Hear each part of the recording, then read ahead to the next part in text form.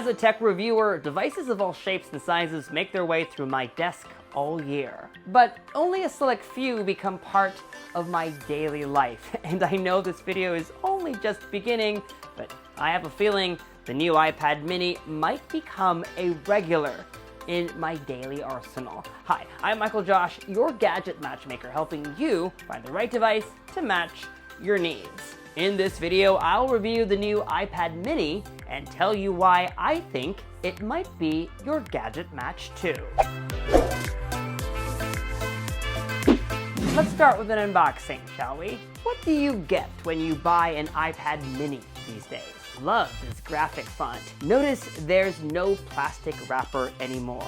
All part of Apple's commitment for more eco-friendly packaging. Unlike the iPhones, gratification is delayed a bit. The iPad mini comes wrapped in paper. But if we take it out and flip it around, you'll finally see the purple color shining through. We'll take a closer look later. Next up, designed in California packet with a visual getting started guide, some legal paperwork, a SIM tray ejector tool, because I have the cellular model, and 2 white Apple stickers. Finally, there's a USB-C to C cable, and unlike the iPhones, the new iPad mini comes with a 20-watt USB-C charger. Okay, now let's peel off this wrapper so we can get a better look at the new iPad mini. Love this purple color. My mom needs this. It's her favorite color. This brushed aluminum finish is similar to the iPad Air, as well as Apple laptops. It doesn't pick up smudges, but has a sheen to it nonetheless. By the way, these antenna lines only appear on the cellular model. All right, I'll show you more of the iPad mini later, but first, let's unbox this matching smart folio case. Pull here, pretty standard. This case is similar to what Apple offers for its other iPads. It folds like this, so you can use your iPad mini as a stand for watching movies, but also like this when you want to use it on an incline. And last but not least, the Apple Pencil 2. It's pretty straightforward, just the pencil and some paperwork. I'll talk more about the pencil later. So this is the new iPad mini, completely redesigned with that same modern appeal you'll also find on the iPad Pro and iPad Air. Flat edges and a more slate-like feel. The old design has been around for quite a bit, so I'm pretty glad that the new iPad mini has gotten a makeover. It's available in classic space gray, starlight, which is a cross between silver and cream, pink, and purple. I love my purple review device, but I wish it came in all the colors of the rainbow, like the new iMacs. In terms of size, the new iPad mini is actually shorter, but the screen is bigger, from 7.9 to 8.3 inches. It's just as wide as before, so even if you have relatively small hands like me, you can actually wrap your fingers around it. It's a tad bit thicker too, but definitely much lighter than the iPad Air. And it's really this size and weight difference that sets this iPad apart from the rest of the iPad lineup, and is what makes it attractive to users like me. It's not much larger than my Kindle, and around the same size as an actual notebook. So whether you use a backpack or a man purse like me, the iPad mini is the perfect size to take anywhere. It's for this reason that I've been a longtime iPad mini user, and I'm pretty thrilled that Apple has decided to keep both the iPad mini and the iPhone mini. I also like the fact that it's being a smaller device doesn't mean it's any less of a device. It's just as powerful as the iPad Air. More on that after the break. Before we dig deeper, I feel like it's imperative that I answer the question that I get asked the most. Where does the mini fit in Apple's iPad lineup? The simplest way to put it, the regular iPad is Apple's budget model. It does the job. The Pro models are pricey and are meant for those who need the best specs because of the kind of work they get paid to do. And right in the middle are the iPad Air and the iPad mini. The iPads for most people. I love these two devices because they are more affordable, but are still very similar in capability to the Pro models. Both support the Apple Pencil 2, which I love, and share the same new design. In a perfect world, you should buy the iPad Air if you want a bigger tablet, and the iPad mini if you wanted a smaller one. But because Apple announced the Air late last year, the Mini inevitably has better hardware and some new features.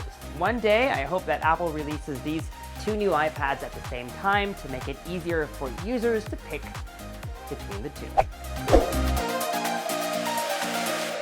Now let's talk about what's new, software and hardware-wise. As it was released alongside the new iPhone, the iPad mini is powered by the same A15 Bionic chip.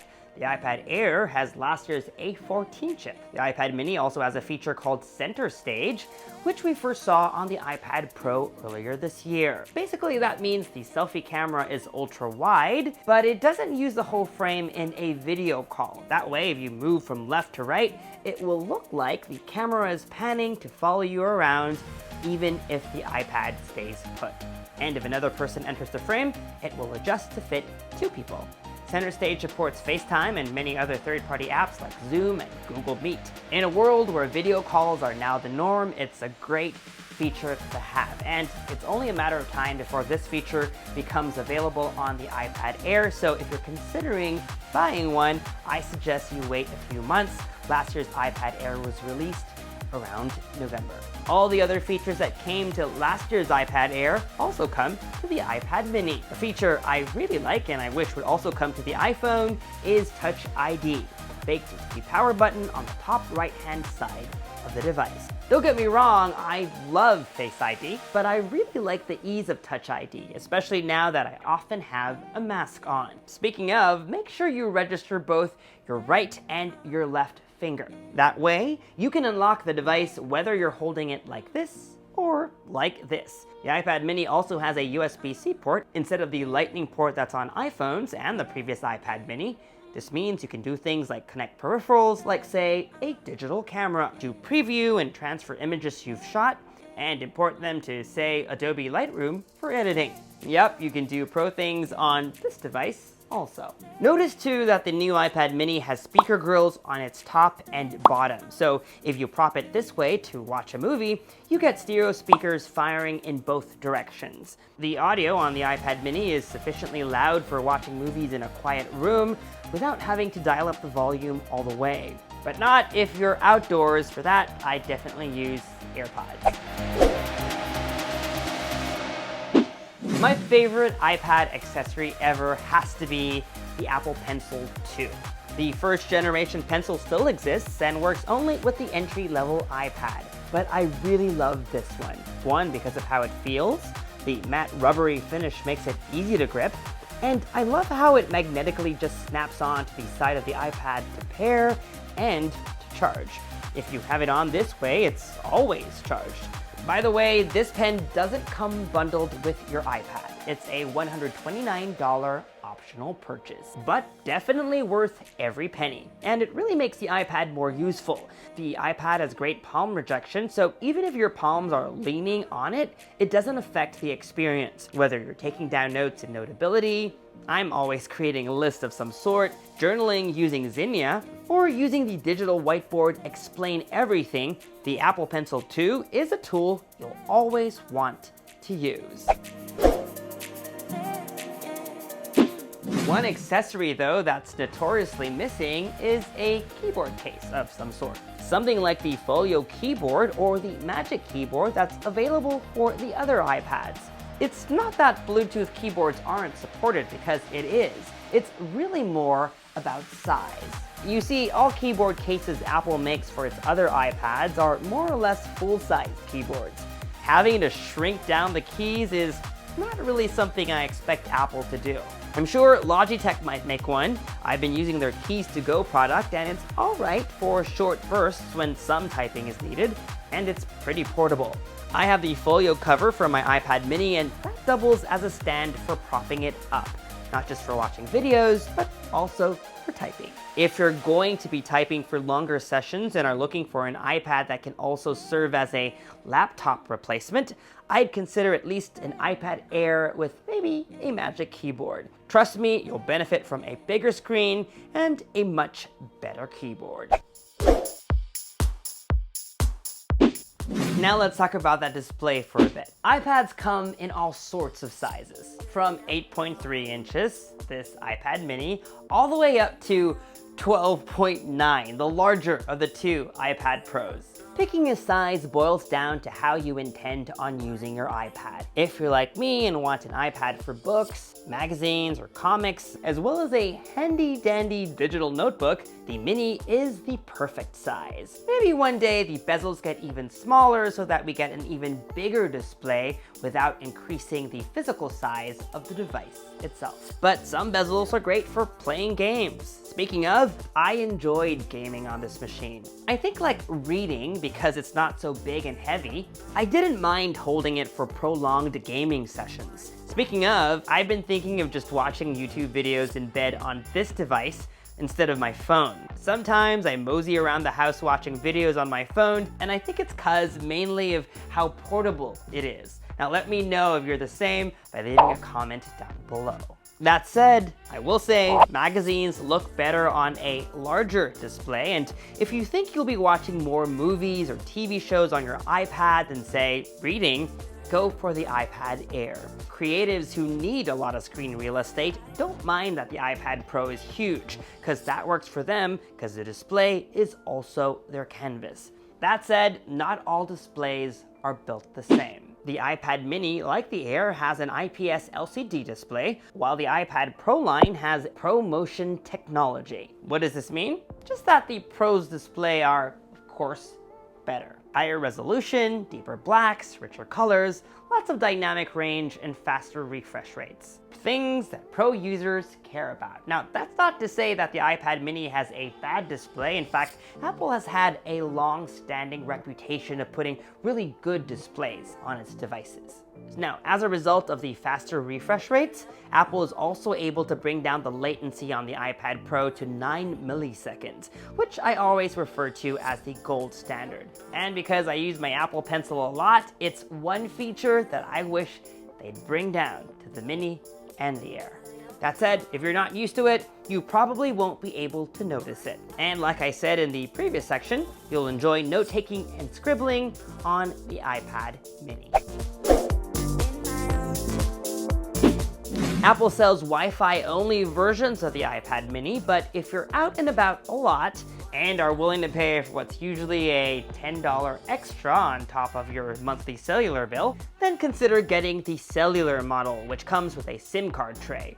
The iPad mini supports only the Sub-6 standard, which only affects Verizon users in the US. If you're one of them, this just means there's no support for millimeter wave, which is faster, but requires that you be at an exact spot for it to work. Otherwise, if you live elsewhere in the world or are not a Verizon customer, then this should not affect you one bit.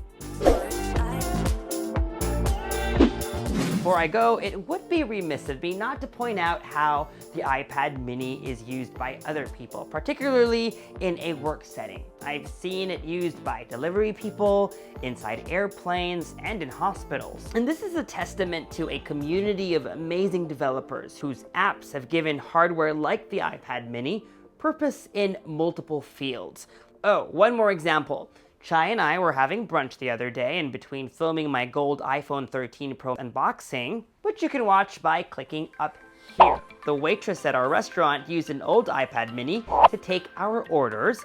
It also had some contraption that allowed her to swipe my card when we were checking out. I assume the mini is their choice because of its size. When you have to carry the device around all day, you probably don't want a bigger iPad Air. My point being, the iPad mini, as small as it might be, is powerful enough to do work stuff too, regardless of what you do. So, is the 2021 iPad mini your gadget match? I guess I've kind of answered this question already. Starting at $499, the iPad mini is probably the best value for money iPad Apple currently offers. If you don't need a big display but want a powerful tablet that allows you to enjoy the best of what an iPad has to offer, this is it. I'm a believer. The iPad mini deserves the GadgetMatch seal of approval. And it goes on sale starting this Friday. And that was our 2021 iPad mini review. It's been a crazy week with a lot of videos already published and more that are yet to come. You don't want to miss a single one. So make sure you're subscribed to this YouTube channel with notifications turned on so that you get notified as soon as we upload. Follow me on social media for all the behind the scenes insights and photos and tweets. And as always, make GadgetMatch.com your daily habit. Until the next video, I'm Michael Josh. Thanks for dropping by.